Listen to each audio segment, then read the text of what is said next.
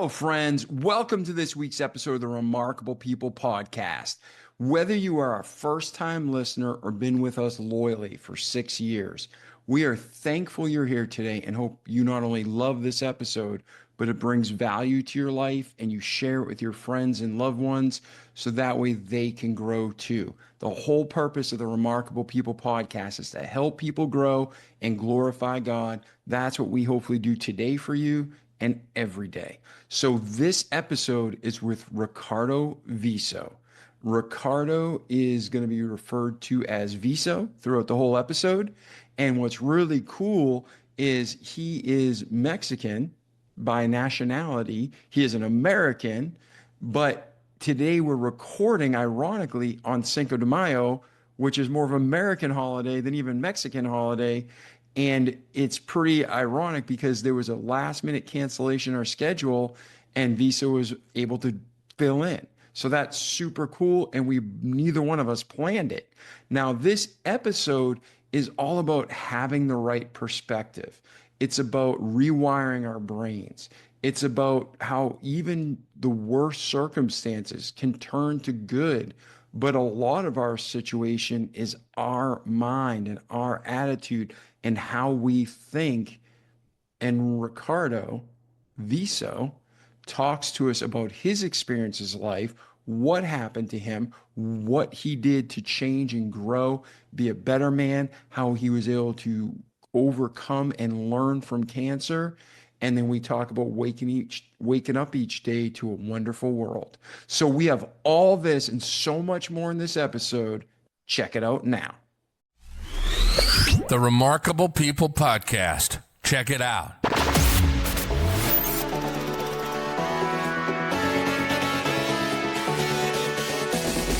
The Remarkable People podcast.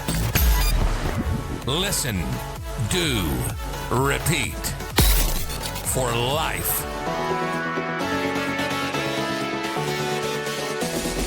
The Remarkable People podcast. Hey, Viso, how are you today? Fine, thanks. How are you? Man, I'm fantastic. We are here today, and I just told our listeners a little bit about you and what we're going to discuss today. But right away, out of your mouth to start the episode, we have listeners from all around the world. We have a great community, a remarkable community, and they're here listening to you right now, Viso. And if you talk today, we're going to cover a lot of wisdom and a lot of gold nuggets people can apply to their lives to grow and be better.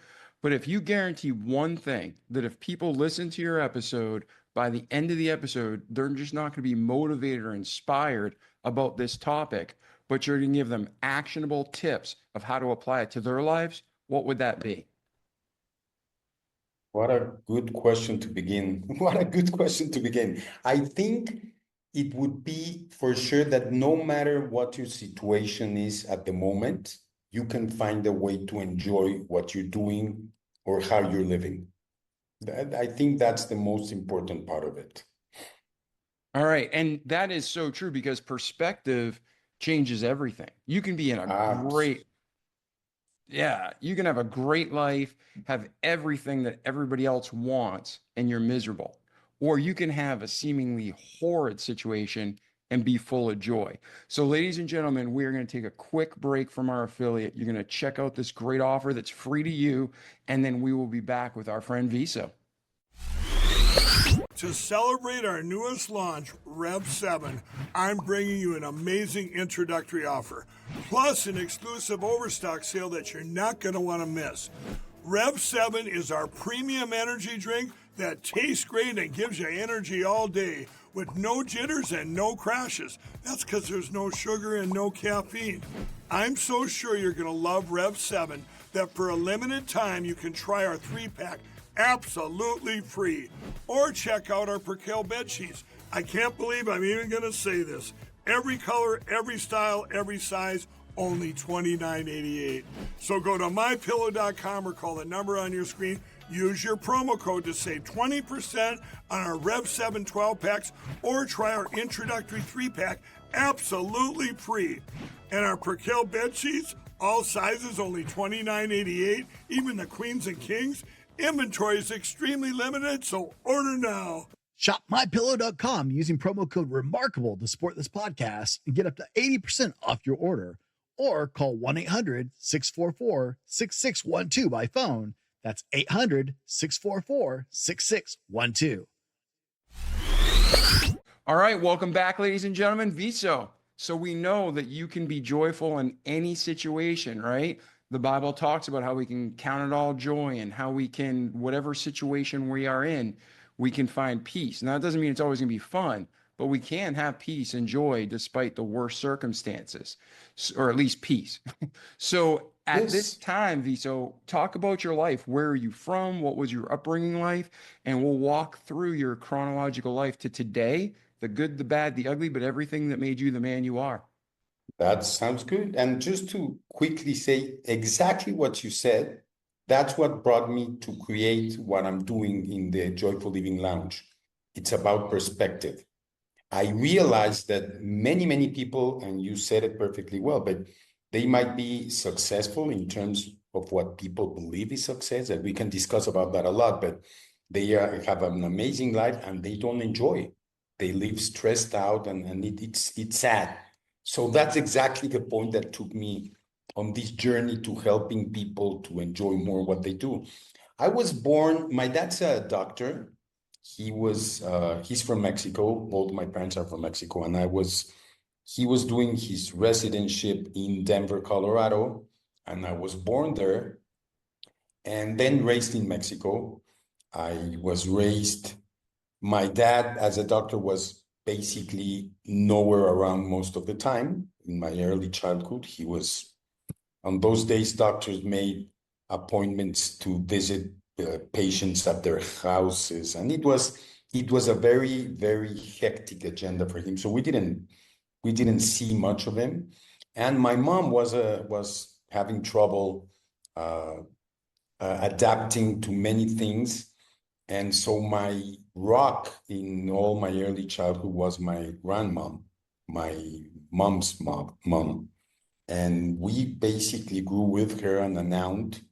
And those were most of my childhood memories are with them.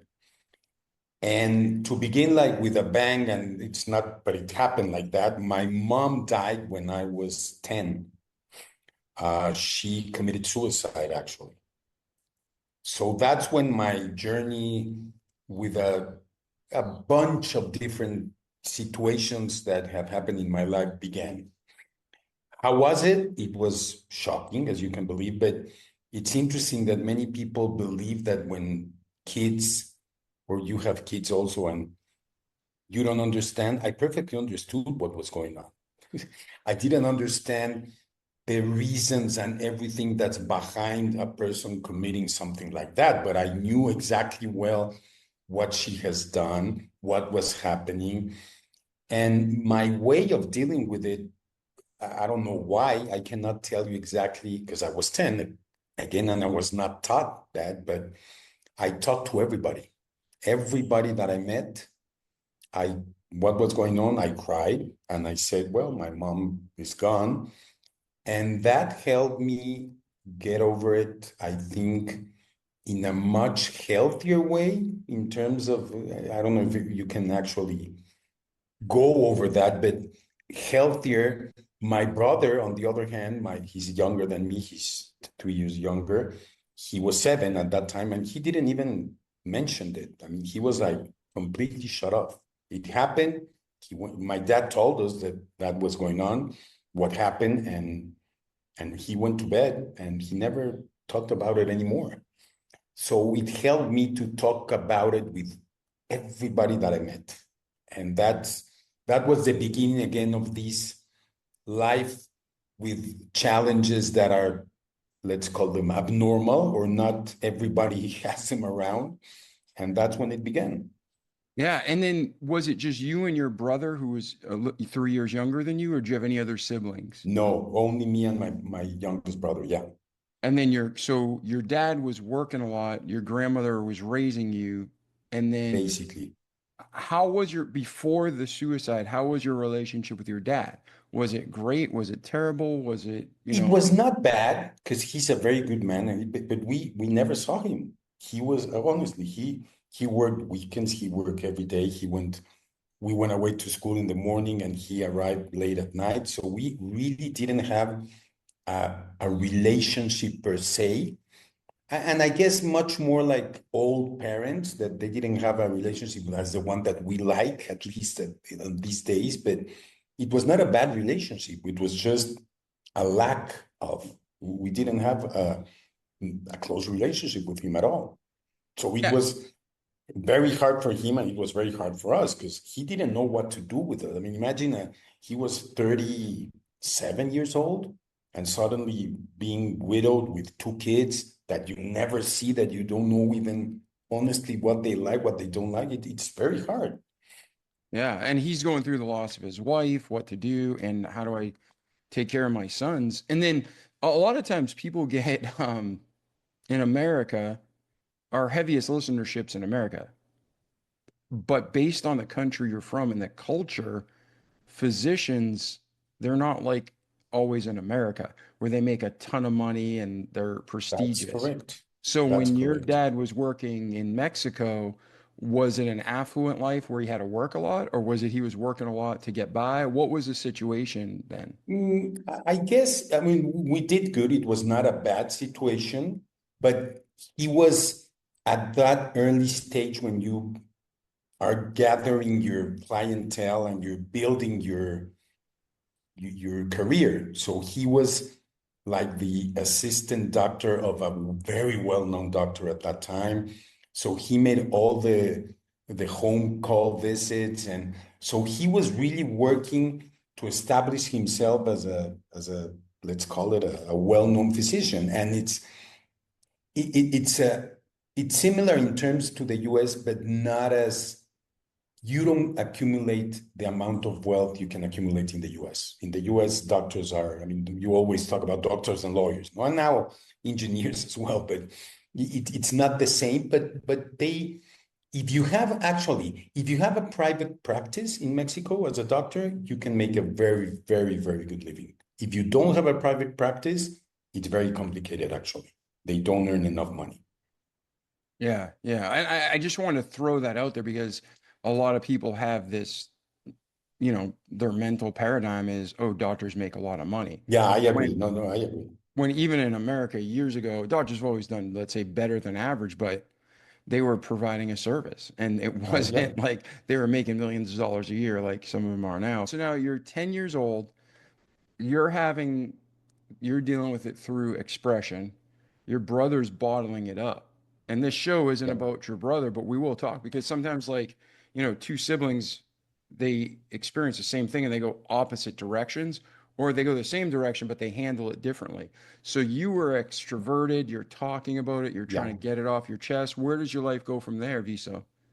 I think the most important part after that, and this is actually an age when I mean, 2 years after that, I was going to middle school. So it's an important change in your life as well. And my dad got remarried. And I think that was one of the most important parts of this moment in our lives, because he got married, so we had somebody to really look after us. And she was an amazing woman. She was very kind, very loving. And we actually had somebody taking care of us. So it was a major change as well, because she was there. I mean, so that made things much, much easier for me and my brother, to be honest. It was I don't know how to call it. It's not a move. I mean, they happen to meet and everybody. It's not that, I don't think he thought about it. Oh, I'm going to find somebody like this. It happened. And it was a very good thing that it happened, because it changed, I think, the dynamics inside our home, and it changed the way we were taken care of. Oh yeah, totally understandable. And culture's different, time period's different. It's just how life is. So, did she have any children, or did her father? No, no, Did no. she, She was actually very young and she didn't have any children. did they have more children later together? No, no, no, they did not. Wow, They did not. interesting. So They you're did not. growing up with her, and you felt welcome with her. You guys got along. Amazingly. Yeah, she was one of the most important things that happened to us in that early childhood for sure, and by far. That's awesome. That's awesome. So now you're a teenager and your brother, I'm taking it, is he also accepting of her? Yeah, yeah. Actually, he was always closer to her, and I think it was part of that he was so introverted at that time that she looked after him a little bit more. And I lived with friends a lot. I made a lot of friends. I love being with friends, and all middle school, high school, and even college, I spent most of my days with friends out of my home and having sleepovers with friends, and I lived with my friends. It was like my most important part of my life at that moment. It was my friends for sure. Okay. So now let's touch on one more thing in your past and then we'll keep moving forward. Your grandmother that was raising you, your mom's mom, was she still close or once She made an amazing move in terms of when my mom died. You can imagine many things happened in terms of the relationship between my dad and her family, and my grandfather was a mess with my dad. So it became very chaotic, and my grandmom approached my stepmom and she said, well, if you need anything, I'm here and I want to keep in touch and very closely to my grandkids. And I think that was an amazing thing for her to do because we ended up spending a lot of time with my grandmom. I mean, she was there all the time, and we spent maybe a couple of weekends a month with her still. So she stayed close until she died forever. Yeah, she was always there. Wow, that's fantastic. It sounds like even though it was a bad situation, it really did work out as best as it could for you. So I'm really happy Look, to hear that. it happens, and that's one of the things that I started doing it by instinct. I didn't know what was going on honestly inside my mind until recently, actually, that I studied and everything. But I I do believe that when people ask me, not at that moment, but later, of course, the worst thing that happened to me until then was my mom's death. But it was an amazing thing that happened in terms of I was very seldom, or I can say most, very difficult to see me anxious or worried because life was, I mean, to be lived. I already had one of the worst moments in my life. So I wouldn't get concerned or anxious or worried about things that were not important. And you tend to do that a lot. We tend to find ways to get stressed and so I learned very young about that. So when people ask me, oh, it was very hard, but it was also the best thing that happened to me. It created a very positive outlook in life for me. That's what it happened in the good side. That was the best thing that happened to me in terms of building that character or positive character or personality, for sure. And then let me ask you this then. So would you say is your father extroverted or introverted? I'm guessing an extrovert, but No, no, he's an introvert. He's introvert. a much, yeah, yeah. Yeah, I don't know. It might sound funny, but he's so he has a doctor personality. Yeah. He's like very calm, he doesn't raises his voice at all. I mean, when he got mad at us at all, it was like he's staring us, but he never raised his voice. He was always like in a very, and he's an introvert for sure. Okay. And Um, then your brother, he was on the introvert. introvert side. What about your mother She was on the other side of extrovert. on the extrovert side? Okay. Yeah, you could never understand how my mom and my dad were married. They were completely. I mean, honestly, they were not good for each other. It was a complete disaster of marriage, and it ended up that way, one way or the other. And they were completely different in every aspect of life. Well, they say opposites attract, but I know what you're saying. There's got to be something Yeah, that's that yeah, foundational in the middle. yeah, yeah. I agree. I know about that and about opposites. Yeah, but You have to have something to when hold on to and to yes, if yeah, not, it's chaotic. yeah, yeah. And I like I know a lot of people marry for all sorts of reasons. But if you don't have somebody you can, I mean, I personally believe it's to love God most because we don't make a vow to one another. We make a vow to God, right? To keep our marriages. But the when you're at home, no matter how good looking that person is, no matter how rich that person is, if you can't talk to them, if you can't interact with them, if you can't share It's your done. life with Yeah, them, yeah, it's empty. yeah. So I think it's just, yeah, it's very It's a important. look, it's a relationship, and all relationships are about what you just said.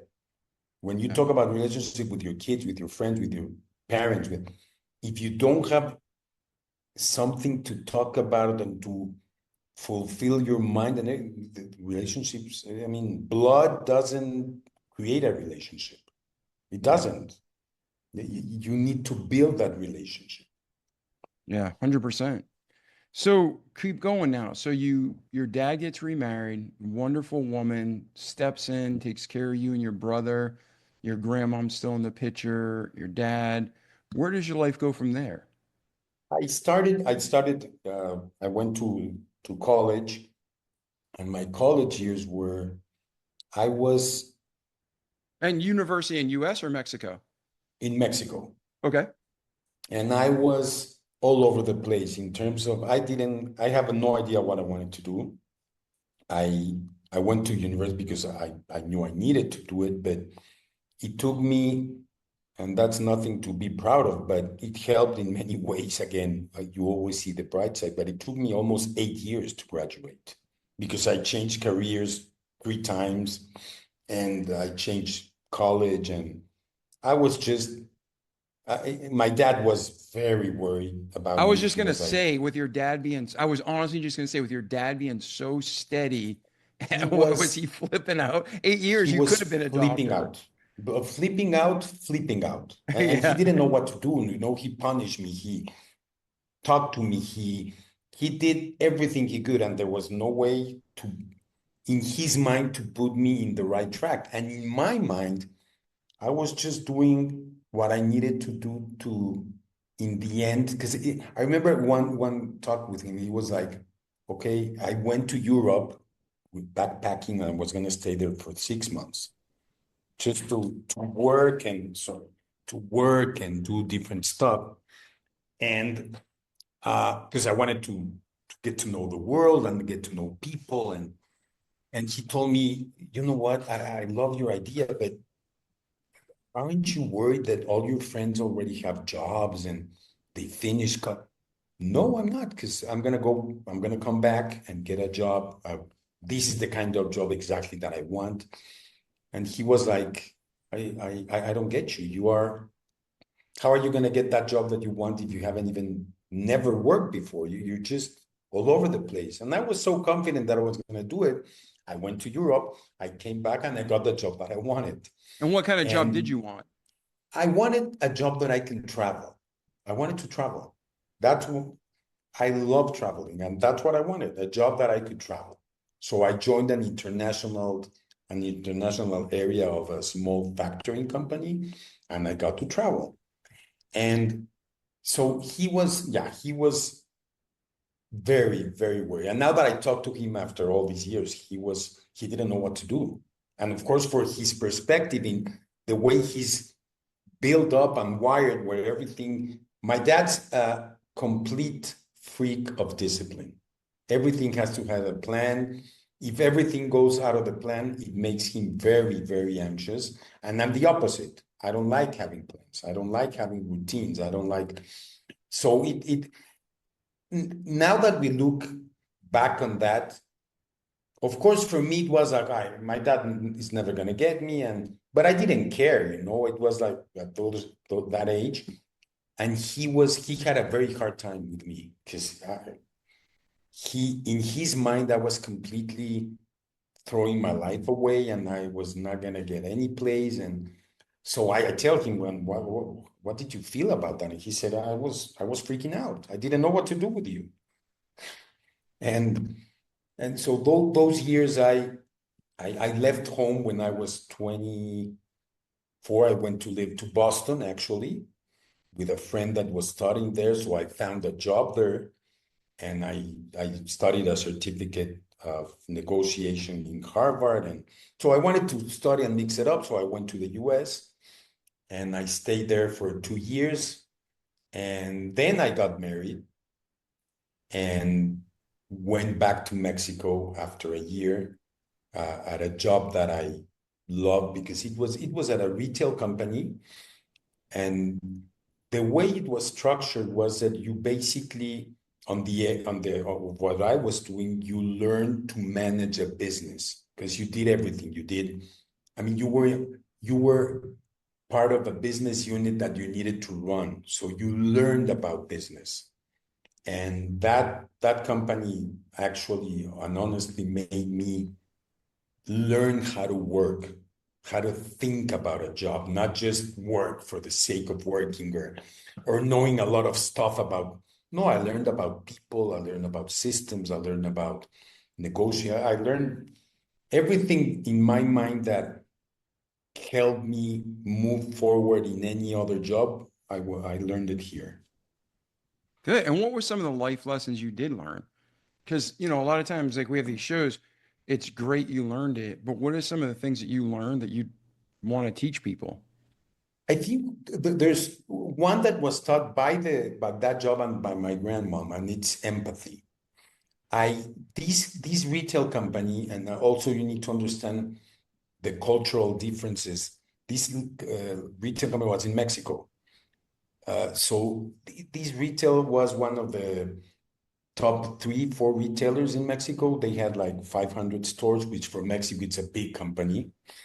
And you need to understand that these stores were in towns where people make $200 a month.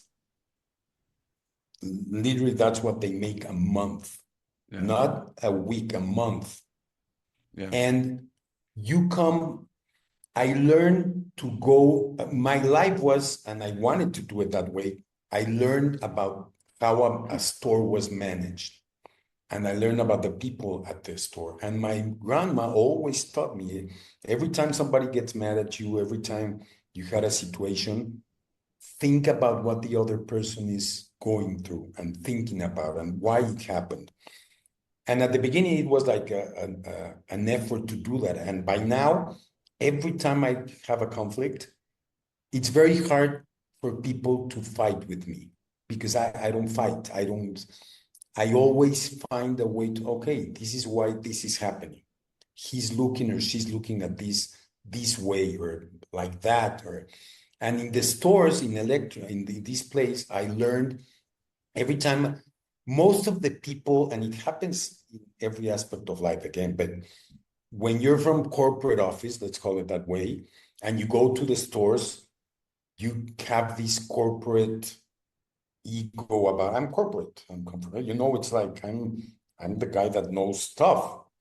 And the people that really know stuff and the people that really are the company are the people that are at the stores. Because they are the ones that get a hold of your customers. They are the ones in the trenches.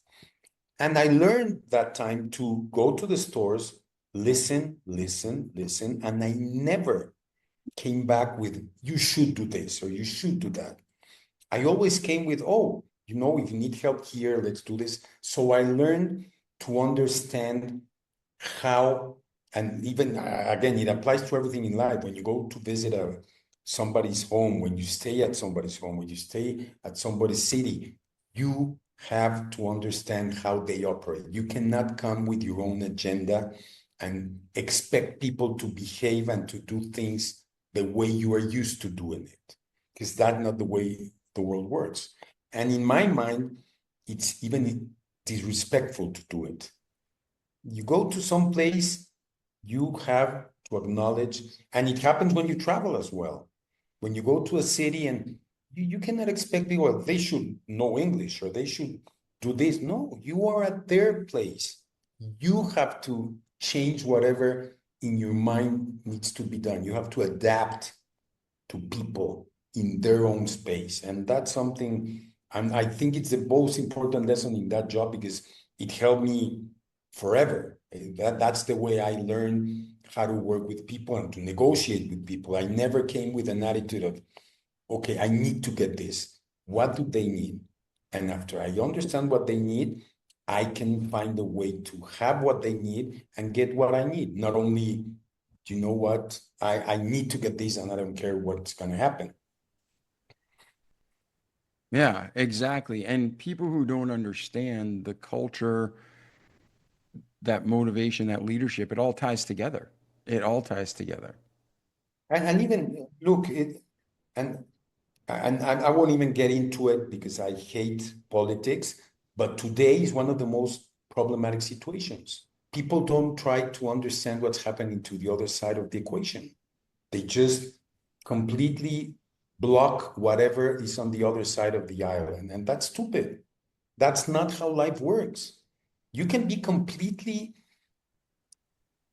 I mean, you can always say that's completely, I don't understand how, hey, but you have to find a way to move a little bit to the middle. Because if you stay in one of the opposites, in whatever topic you want to talk about, politics, religion, family, whatever, you keep one of the poles, you're part of the problem. You cannot fix anything by being that way. Yeah, and the Bible talks about a false balance is abomination to the Lord, but a just weight is his delight. And we always talk about on the show, if you're too far left, you're too far right, you're crazy. You got to find Yeah. that balance in the middle. And I think our founding fathers in America modeled that perfectly because people don't understand, like we have, Congress meets and then they check out even if things aren't done. I don't remember, I don't want to misquote it, but I want to say when they were drafting the Constitution, they were working around the clock, arguing, voicing their opinion, but they all had the goal of what's best for America. And I think they spent, wasn't it like 45 or 60 days? It wasn't like they Yeah. went in for a few hours. It was days of constant writing and revision and bickering until they came up with, right now, the longest standing constitution. So you're absolutely right. Like we need to put our, I don't believe in compromise, but I definitely believe you come to a point where you're both in agreement or walk away. Again, we are all, I mean, I know it's like everybody says it, but we are part of a whole. We are, no matter what you think. If you think you're not, no, you are. So anything you do to hurt somebody or someplace it ends up getting back to you as well. So if you want to go through life just annihilating people that are not in agreement with your thoughts and what you believe is true, it's not going to work out. It Yeah. doesn't work out. Yeah, yeah. So now you're in the States and then you go back and you're working for a company international, you're traveling, you're learning that the people in their region, this might work in 10 regions, but in this region, they know their business. They know this product's not going to sell. They know this product will sell. Exactly. So now you're listening and I'm taking it, you're converting and making money and being a rock star at a corporate, right? I was one of the people in corporate that was able to be on both sides. They call it at that time like the let's call it, I don't know what word to use, but the corporate people that knew about finance and business but they didn't know absolutely nothing about how to operate a store. And I was one of the few people inside that could do both because I have the education to do whatever needed to be done in terms of business and finance, but I knew exactly. I could go to a store and be the cashier, be the collector, be the whatever you needed because I spend a lot of time at stores. So that was a unique situation for me. That's awesome. And then where did your career go from there? From there, I shifted to a couple of different retail companies as well. And then I moved to being an entrepreneur. I wanted to, I was, I don't say I was a bad employee because I was really not, but I always wanted to do things in my own time, let's call it. Freedom of time in my mind was and still is the most important thing about whatever you do with your life, because time is finite, and whatever you use your time to do is exactly what you're going to be remembered for, and that's exactly what you enjoy or you don't enjoy. So I started a company, and like a corporate event company with a couple of people, and I did that. So that's when I shifted to the entrepreneurial side of life. And I never went back to, well, I did came back, and I'll let you know about that story. But since then, I've been much more in the entrepreneurial side of business than in the corporate world. Yeah. And once you make that shift, people, I don't believe, and you can disagree with me, Viso, I don't believe everybody's going to be happy being an entrepreneur. I don't believe everybody's going That's, to be happy working for a company. I really think it depends on you. I completely agree. No, I completely agree with you. I don't think, again, people tend to go over, no, in order to be, you need stability. Guess what? Being in corporate world doesn't give you stability. It's a false stability that it gives you. But there are people that are much, much better off working for somebody, and there are people that are not. And I don't believe that you can actually say one or the other is better. You can't. Honestly, you can't. There's people that being in the entrepreneurial world would be stressed out forever. And that's not a life you need and you want, no matter what you say. Yeah. If And you I think, come to oh, go if ahead, say that again. you come to life to be stressed out all of your life, honestly, it doesn't add up. Yeah, and I want to talk about this because I know for me, this was a massive problem in my life professionally, and it bleeds into the personal. And I want to get your take on it so we can connect with listeners and help them. So for me, I was happy. I wanted to work for large corporations. I wanted to travel. I wanted to be successful at whatever I did. And when I was at like a height of my career, someone I knew that I respected a lot that was uber wealthy. Um, we were talking one day and he's like, you want to run your own company. You want to be your own boss. You want to do this. He's like, if not, it's just a waste of, your That's how life. many people see it. Yeah. Yeah. And that made me dissatisfied with the life I was happy with. And then I was stuck in this ugly middle gray. And the person didn't mean me harm. No, no, They no. I were, get it. I get yeah, it. No, they were an entrepreneur and they made, when I say ridiculous money, I mean ridiculous money, right? And they were right from their perspective. But for me, it's like, no, I was really happy what I was doing. So on one hand, it like sucked the joy out of what I was doing and the that's the fun. worst part. And then it made me strive for something I didn't want. So, the Bible talks, I'd rather you be hot or cold than lukewarm. Lukewarm's the worst. I want to puke you out of your mouth, out of my mouth, right? So I was lukewarm professionally for years, and I never had that happiness or joy. And then I did start my own, company, and it was successful. But for the longest time, I wasn't enjoying it until I had a break. I don't want to say a breakthrough moment. It was more like a breakdown. Like, dude, what are you doing? You need to either do something you want to do, and meaning like what's God's will for my Yeah, life, yeah, yeah, yeah, yeah. or stop. And then that's when it all changed, and I started having fun as an entrepreneur and enjoying it. So when you are talking to people and what you do, Viso, and we kind of said it, not everybody's gonna find joy running their own company. They're gonna be stressed Oh, because they don't see, people see the money, but they don't see the 23 hours a day of working and the pressure on you to get there, right? You hit the pain point that's most important that I can see of for everybody. First of all, is we are still today taught that successful means you have to make a lot of money. And if you don't, you're not successful. And you need money to live. I'm not against money at all. And I like good things.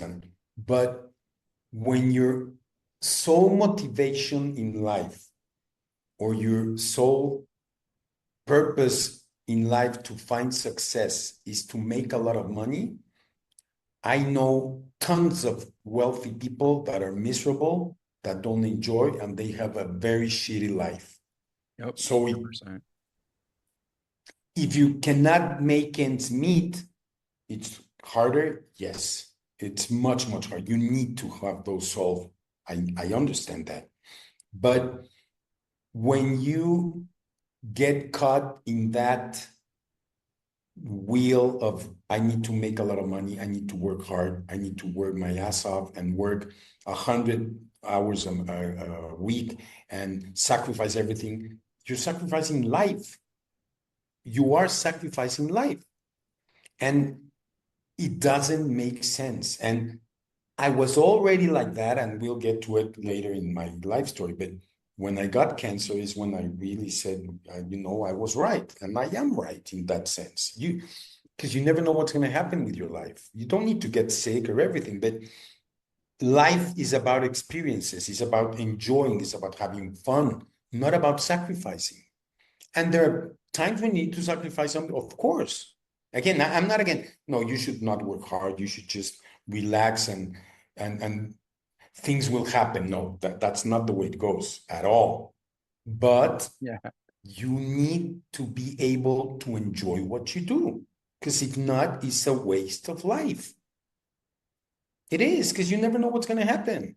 No, I agree more. How many people do we all know that worked hard? I mean, busted their butt, made society, made their neighborhoods, made the world a better place, and then they die before they get to And it. They wait their whole life for this false like ideal of a retirement. And then when they get to retirement, they die, they get sick, their spouse gets sick, or they just it basically doesn't hate. work that way. And you said it perfectly well. You were happy. And it doesn't mean, I mean, you made the change and it ended up being pretty good. And I love about hearing that. But in terms of everybody, in my mind, have their own way of enjoying life. And you need to respect that. And you need to help people, even with your kids and friends and family. What is it that you like and that you really want to do? It's not all the way, again, not the cliche, if you're passionate about something, no, you need to balance it.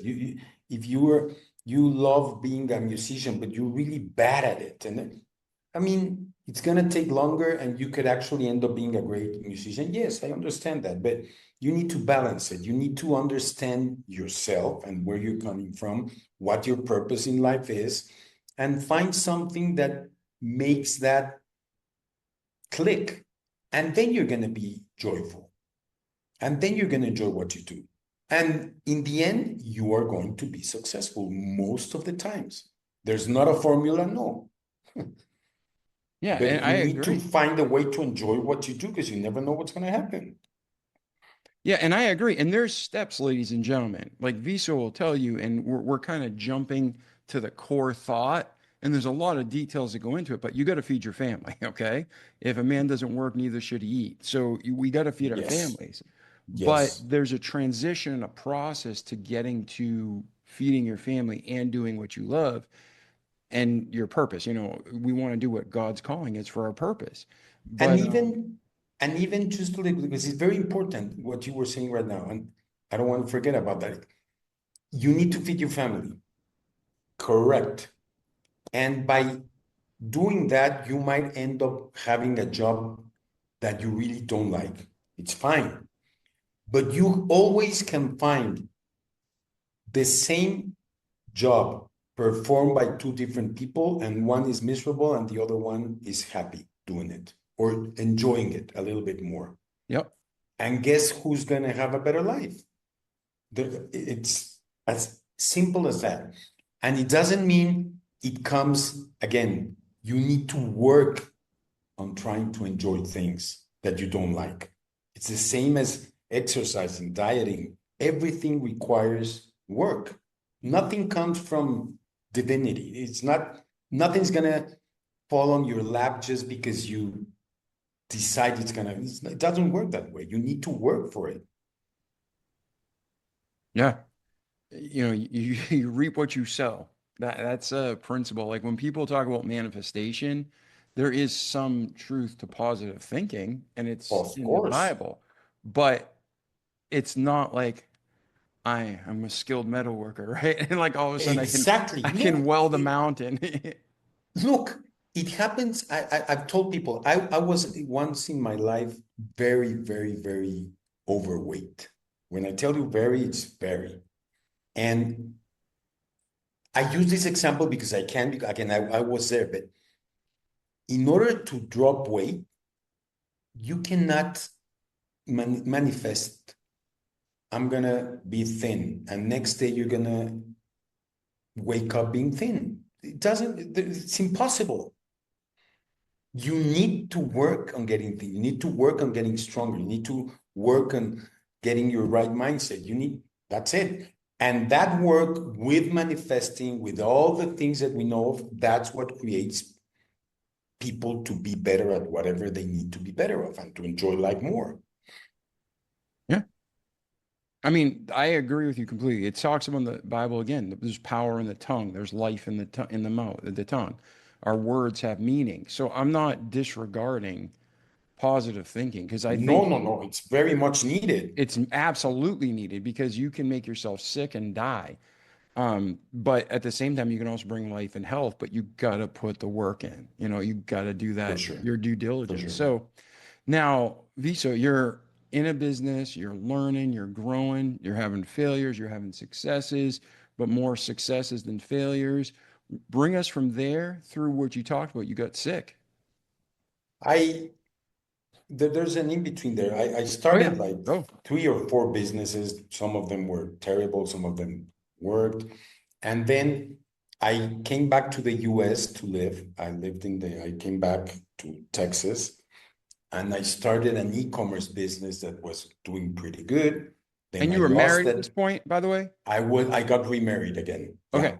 I Okay. got divorced actually, and then remarried. I got divorced well, I separated in 2007 and I got remarried in 2013. And so in that part, I started an e-commerce business. I learned about e-commerce and everything. And one of the things that's very important, that's the other thing I learned, and you asked, that's what I remember right now.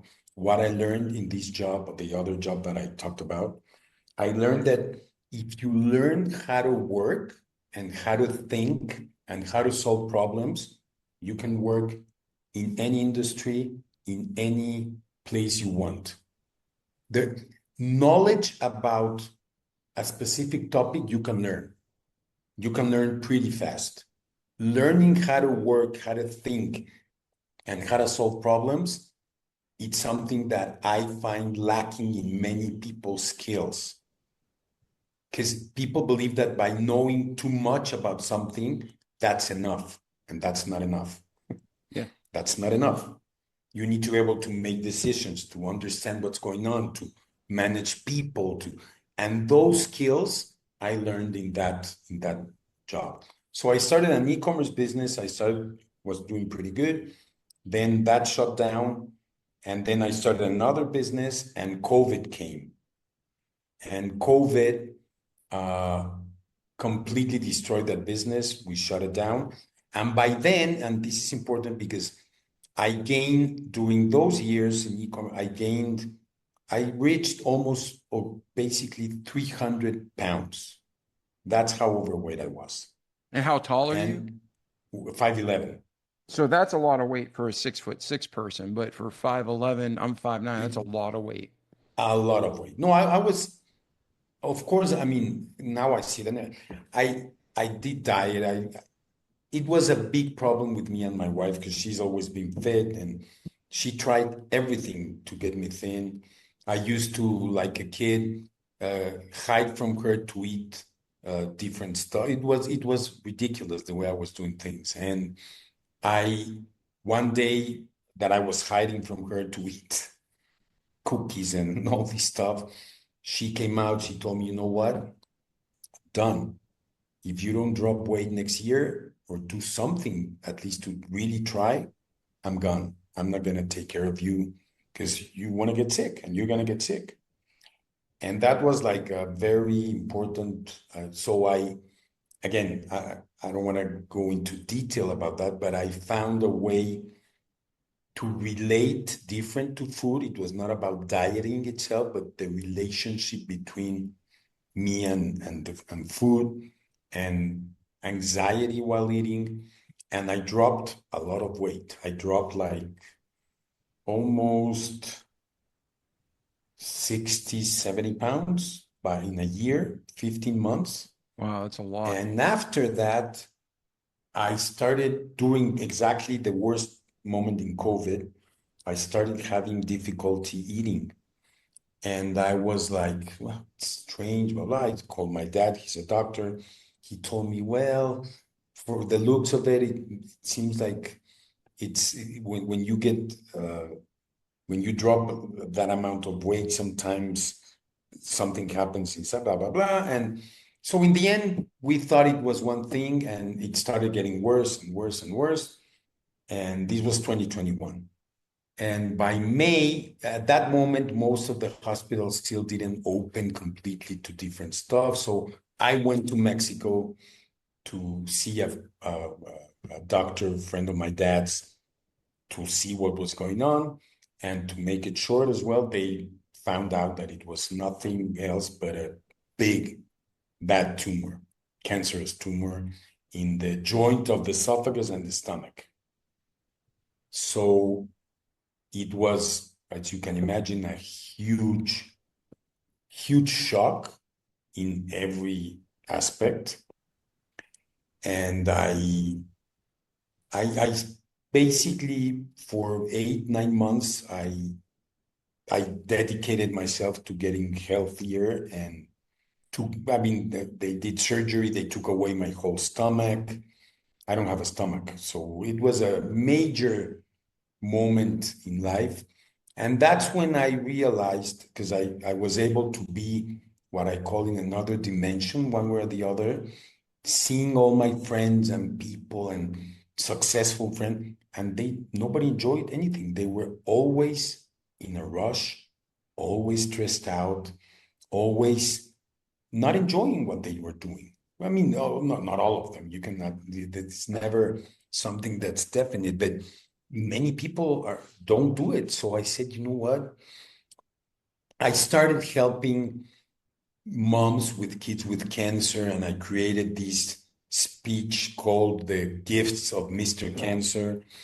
And that, because I wanted to, again, with perspective that we were talking at the beginning when we started talking, I realized when I talked to these women with kids with cancer, you're talking about women from Mexico, from very low income levels, and their situations, David, are so bad that you cannot feel sorry for yourself.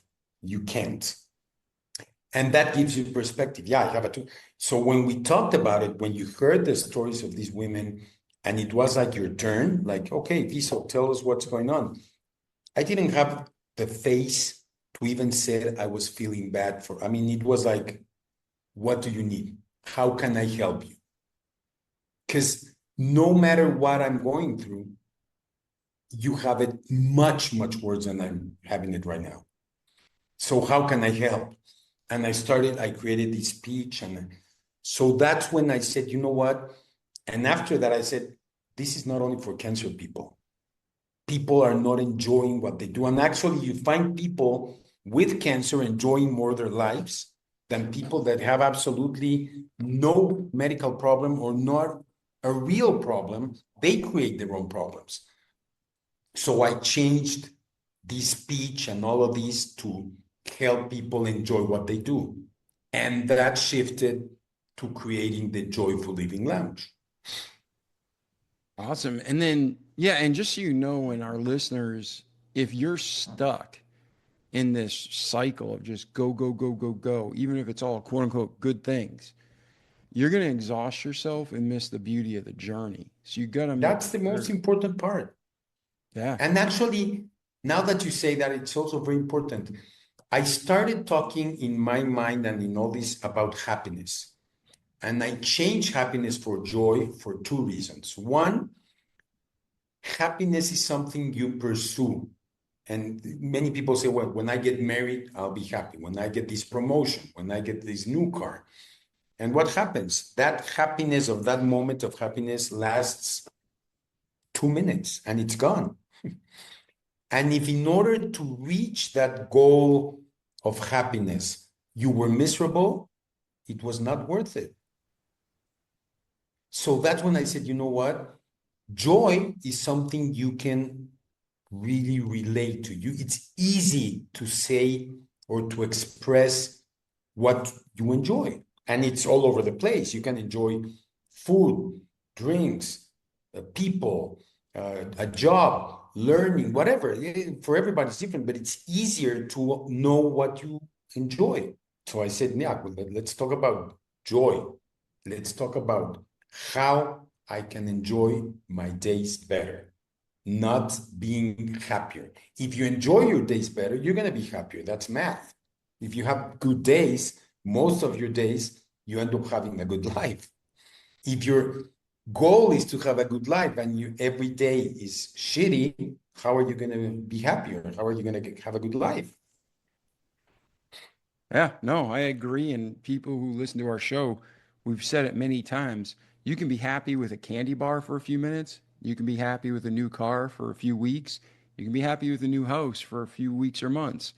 But happiness wears off. The joy is that you can have it at any point. It's just you and God, and you can have that fulfillment. So I really like that quote that you said, happiness is something you pursue. And that puts a perspective that's not really how it probably should be, right? Yeah, no. And I changed my mantra after cancer became what to do and with whom. Because if every day you do what you want to do with the people, and that can include, again, it can be you and God, it can be you and your family, you and your friends, whatever you want to call it. There's no, but if you do what you want to do with the people you want to do it, nothing is perfect in life, but what can beat that, you know? Yeah. So in the end, it became how to have good days most of your days. Focusing on joy and focusing on having good days doesn't mean you're going to have terrible days. It's not about that. It's not about denial and you're feeling terrible. No, I'm great. No, if you're feeling terrible, it's fine to feel terrible. It's part of life. But if you're focusing on feeling terrible, getting out of that state is much, much, much more complicated. If you're focusing on enjoying what you do, it's going to be easier to get out of that difficult or bad situation you're in. Yeah. And I think people can look at it like physical pain because what you're saying is so important, Viso. But if anybody, there's like doctors, your dad was a doctor, but dentists will tell you it, doctors will tell you it. You can tell yourself this if you have common sense. It's easier to stay out of pain than to get out of pain. So if, for Yes. instance, you have a tooth problem, you know you're going to have surgery, you start taking like I forget what it's called, like a Tylenol, let's just say. Yeah. Let's not kill anybody with it, but some kind of whatever, Tylenol, whatever those other things called, right? You start taking that before the surgery so everything's calm. And then when they pull the tooth, there's not really a lot of pain. But if you just get the tooth pulled and the nerves flare, and then you're in this cycle for who knows how long, and it's very hard to get you out of pain. So with that in mind, Viso, that's the same thing you're saying with joy, right? And having a bad attitude and a bad perspective versus a good. It's easier to. And cancer helps you with that. When you talk about cancer, I can give you a very sad story about cancer like that. And I can tell you know what, I have cancer and blah, blah, blah. And it's so bad. And you wouldn't have been able to tell me, well, yeah, you're right. I mean, I get it. Why? How does that help me at all? It doesn't. You'll feel sorry for me. I can talk about all the bad things of cancer. Yeah. And even since the very beginning that I got diagnosed, I told the doctor the very first day, I don't want to know about your statistics, about I just want to know what I need to do to get better. And I never thought about, of course, it comes to your mind. I want to be very clear about that. Bad thoughts, they are there. They're never going to go away. But when you focus on them, you give them life. You give them an opportunity to keep in your head going around and again and again and again. So I could look at that diagnosis as, okay, this is terrible. I might die. I might die. I might die. And keep thinking about that. And I think I would be dead by now. Or I could think, you know what? I feel perfectly fine. I know tons of cases of people that get better. And it's a matter, again, of training how people talk about it and how you talk about it. It happened during COVID. They scare people so much, and I'm not minimizing COVID, but why didn't they say every day, instead of saying, okay, today 150 more dead people. Now we reached 2,100,000. Yeah, but you reached 5 million that got better. Why don't you focus on that? Why? If I get rid my possibility or my chances of living with what I had, it was pretty bad. What do you think my mind would be thinking if I started, okay, I have 3 out of 10 possibilities to live? That's what my mind would be thinking all the time. And I made my mind consciously and with work to think about all the cases that have been good and have had good outcomes. Why focus on the bad thing? It's something that we're raised to do, be scared, and that doesn't help at all. It's not going to solve anything for you.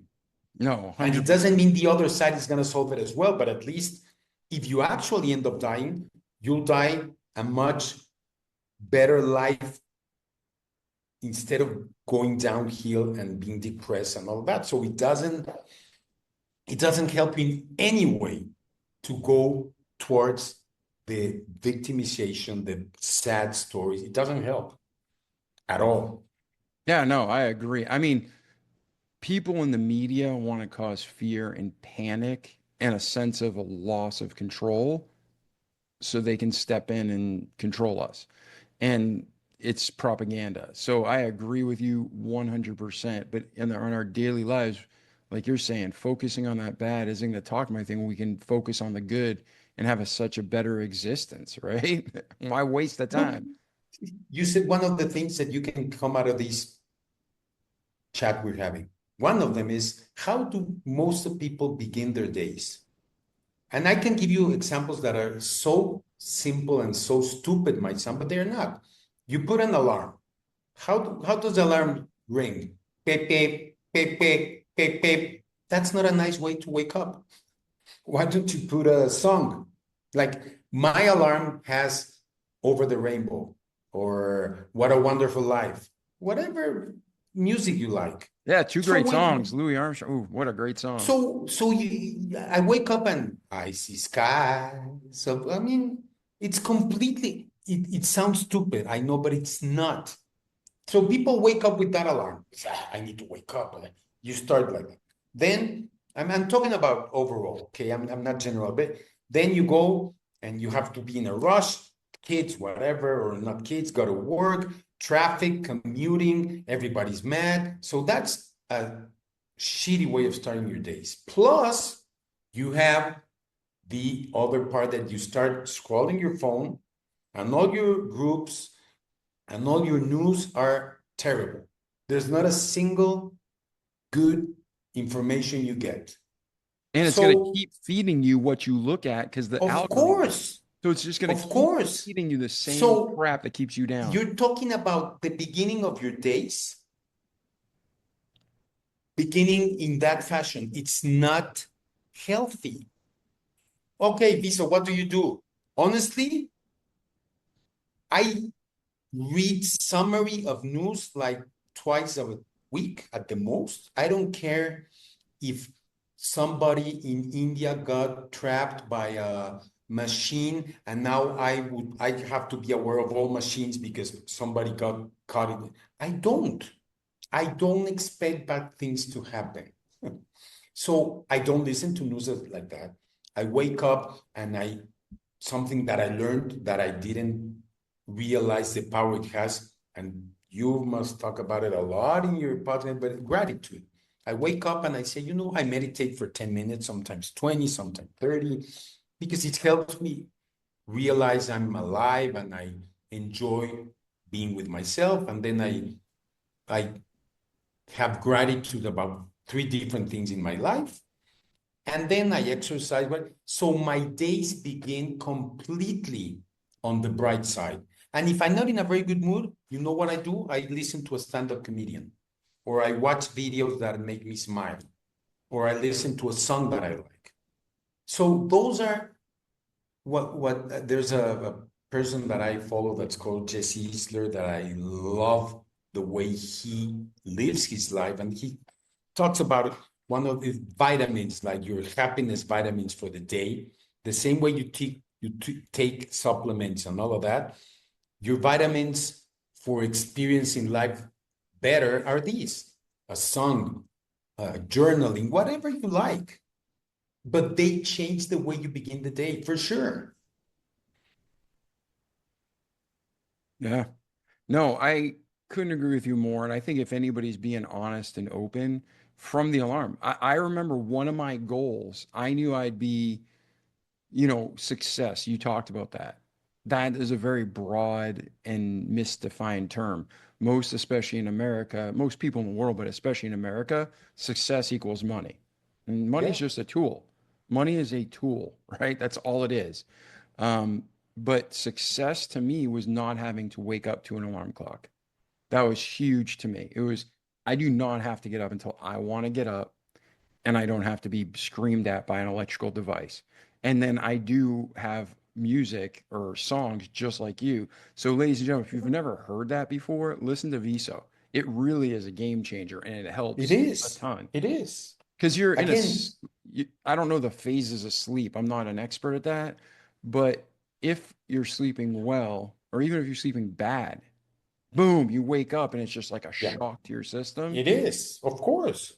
I mean, internally, and then I can go, but internally, it's a different process for your body to wake up, let's call it smoothly and however you want to call it, than by that shock. Yeah. And the ideal situation that I think, and you can agree or disagree, Viso, is you want to be able to have your internal clock waking you up. So, like Yeah. for me, I'll set my alarm at 6:05 or 7:05 or 8:05, whatever the day is, whatever is going on. That's just my backup. I try to have my body wake up on its own, and I'm not there yet. I got to the point where I can fall asleep pretty much anywhere in 30 seconds, like almost any That's day at great. any That's time. great.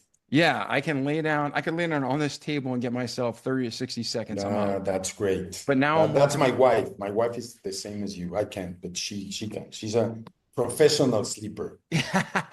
But the thing is, though, the waking up, I haven't perfected that. I struggle with nightmares. So a lot of the stuff that's going on during the day, I think about at night and it's exhausting me and it's not healthy.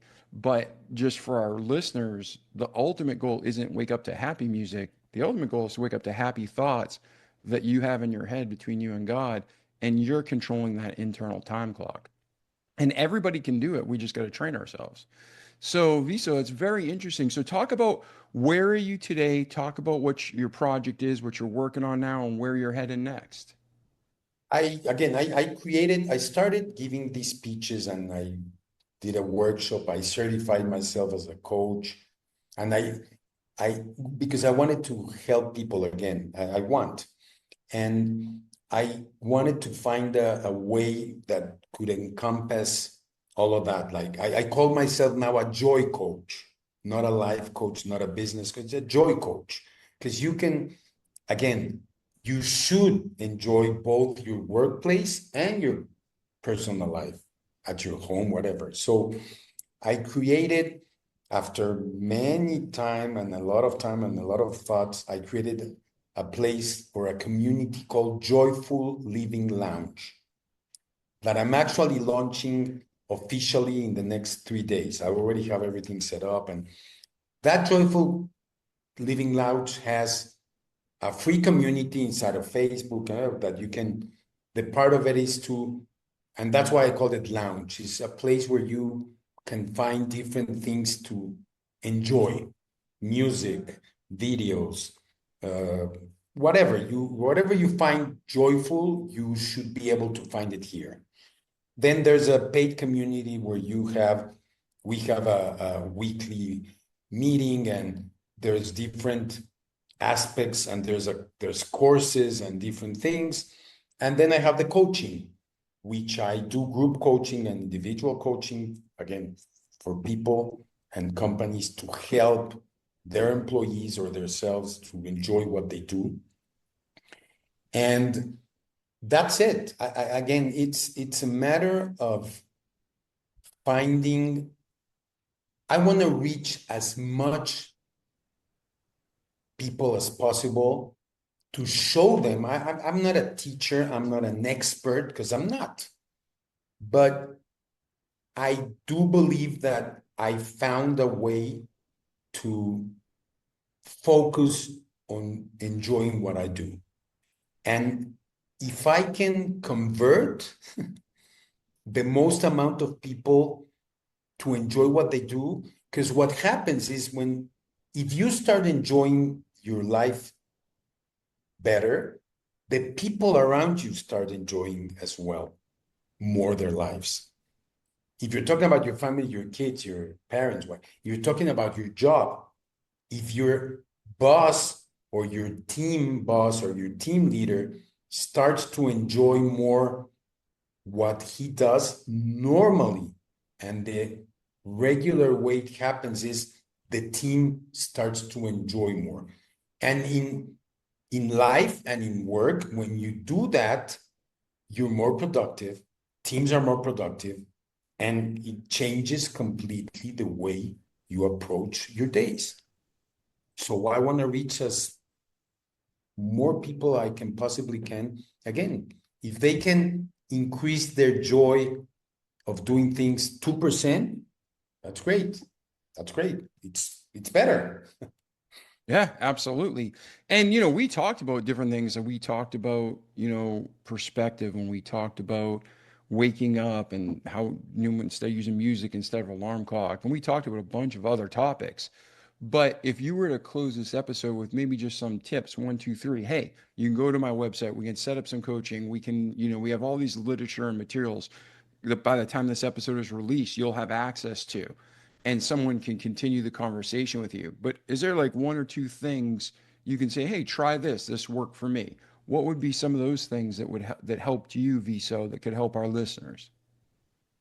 I think the first tip and the most important one is, and we talked about it, but I want to be very clear. Enjoying things is something you consciously have to want to do it, and you need to work on doing it. You don't wake up saying, I'm going to enjoy, and start enjoying. It doesn't work that way. You have to really say, I want to enjoy. I created, based on different people that are experts in the field, it's called RIC, which is also my name, Ricardo, but to help people. And it's recognize. First, you need to recognize that you're not enjoying as fully as you are. Then which is identify what makes you enjoy life. what do you really enjoy in terms of, again, I enjoy reading, I enjoy walking, I enjoy, find all those, and then the sea of consciousness, of consciously looking to do those things on a daily basis. And I think the first tip is that whatever you want to increase your joy of doing, you need to consciously focus on wanting to enjoy it more. If you just say, I hate this, I hate my job, okay, you hate your job. Let's put that example. What is it that you hate about your job? Well, I hate this and this and that. Okay, what are the 2 or 3 things you don't hate about your job? Well, I love my coworkers. Okay, how can you increase a little bit more time, a little bit more different things with your coworkers that'll help hate that job a little bit less? You know, you need to find those specific things in your workplace or in your life that you want to really, or that really makes you enjoy, and focus on them and consciously do them, or at least be prepared or want to do it. That's the number one. And the other tip I would think is you also, the bad thoughts and the bad feelings are gonna be there. You cannot avoid them. Like when I get diagnosed with cancer, and then I got diagnosed a recurrence, all the fear of dying and all these thoughts about what cancer can do to you, they come to my mind, but I don't feed them. What is feeding a thought like that? Giving it more and more and more and more space to talk about them. So if somebody asks, how are you feeling? I'm really sad. I cannot. Okay, express that, and then and use it. But I'm, like in my case, I have this tumor, but the rest of my body is great, and I feel great. Yeah, but you might die. Yeah, you also might die tomorrow out of a heart attack, or I don't know, a car runs you over. Everybody can die next day or next minute. So I don't focus on thinking that I might die. I could, and I might. And the thought crosses my mind.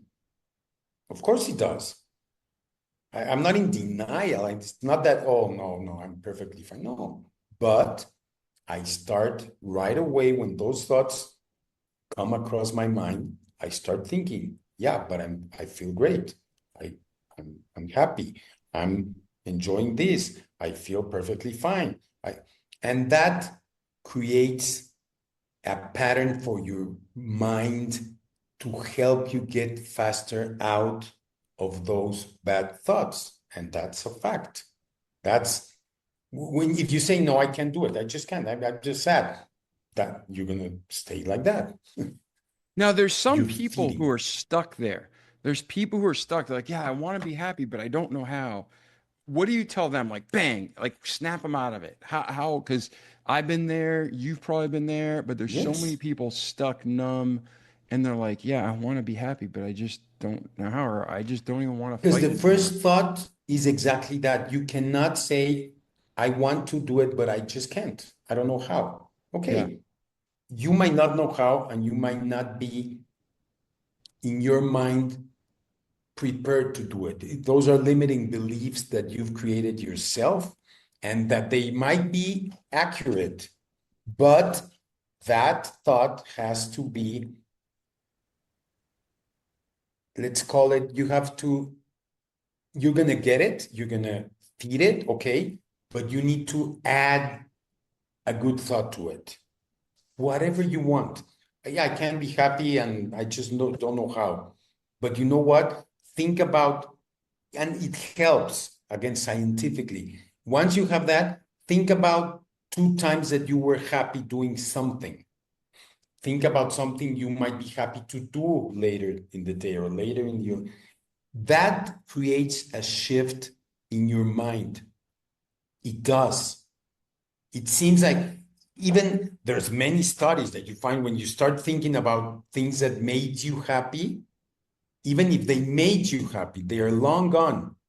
It changes your way or your mindset immediately.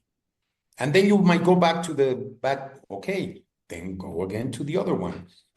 By the end of some period of time, the same way it works with food, with nutrition, with exercise. The first day you might not lift a single dumbbell. You can't. And then you might say, I can't. I'm not, I cannot run not even 100 yards. Yeah, I agree. By the 10th day you run 10 yards, you're going to be able to run 15 and then 20. It happens that way. And you need to put it's not easy. No. The hardest thing to control is your mind. It is. But you can't, and it's not about controlling, it's about helping it think differently, if I might say it as simple as that.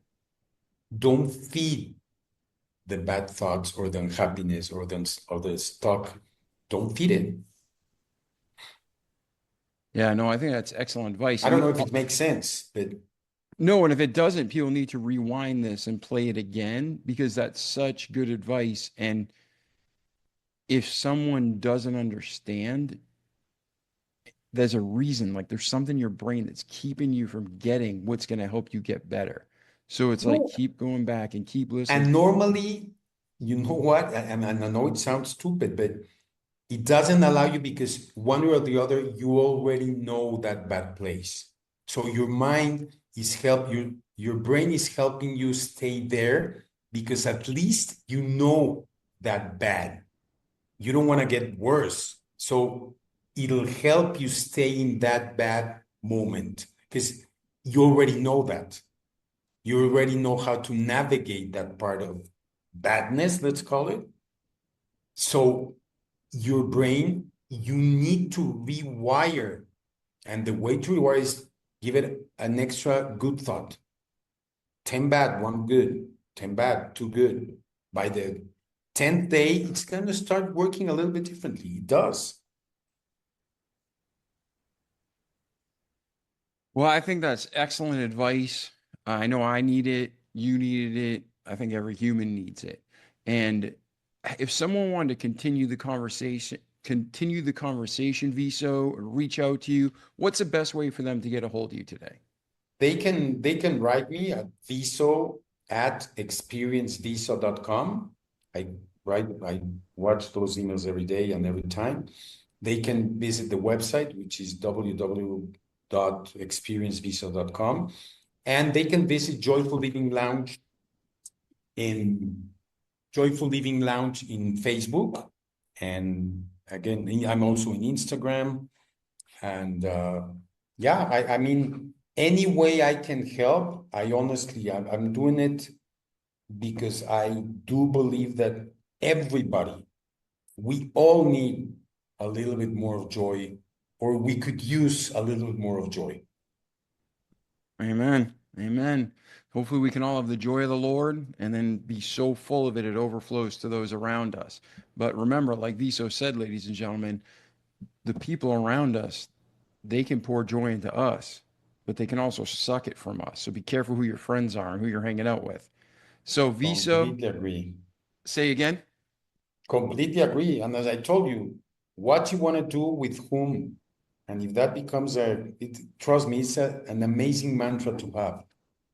If you honestly you start the day by saying, oh, what I want to do today, even though you have your job, I understand that, but what am I going to do today and with whom? That changes. It can be a call to your mom, a call to a friend, lunch with somebody. If you really consciously try to find a way to do those things that you do enjoy and you do them, it changes your day. Yeah, I agree 100%. So I am going to personally try to practice this more and put it into action. Ladies and gentlemen, like our slogan says, don't just take the good information that Viso gave you and listen and move on, but do it. Repeat it each day. so you can have a great life in this world, but most importantly, an eternity to come. So, Ricardo Viso, thank you for being here today, my friend. It's been great. Thank you, David. It's been amazing. Thank you very, very much. Oh, yes. So, ladies and gentlemen, we love you. Reach out to Viso. Reach out to me if you need me. Tell your friends and family about this episode, not so we get more famous, but so we can help more people, and you're part of it. Agreed. Amen. We love you, and we'll see you in the next episode. The Remarkable People Podcast. Check it out.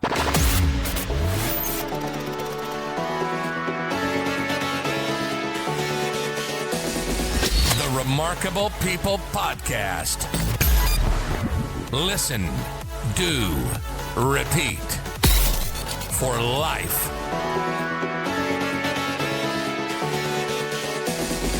The Remarkable People Podcast.